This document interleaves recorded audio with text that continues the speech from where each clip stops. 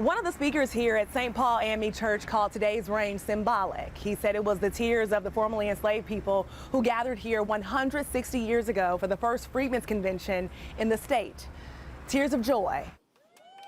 A long overdue acknowledgment unveiled today outside the historic St. Paul African Methodist Episcopal Church in downtown Raleigh. The original historical marker, erected in 2004, read that delegates resolved to seek equal rights for the state's freed blacks, meeting September 29th through October 3rd in 1865, one block north.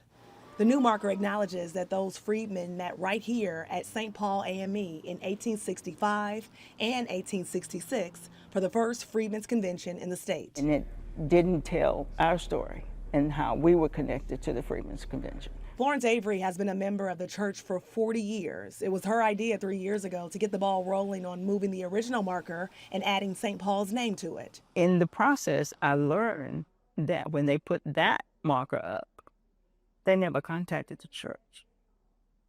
The church didn't have a say. That's why I'm sure that's why St. Paul's name was not on that marker. In an effort to ensure that history would live on, she contacted the North Carolina Highway Historical Marker Program. We were able to take that information that Flo Avery provided to our office and see if there was a way that we could make it more historically accurate. Abraham Galloway, a man who had escaped slavery and became a Union Army master spy, called the first Freedmen's Convention in the state to order in 1865. With the dream for equality, 2 years after the Emancipation Proclamation was issued, African Americans gathered here, organizing for the right to vote and testify in court, among other civil rights. We need to know the real history. It's not a woke history, it's the real history.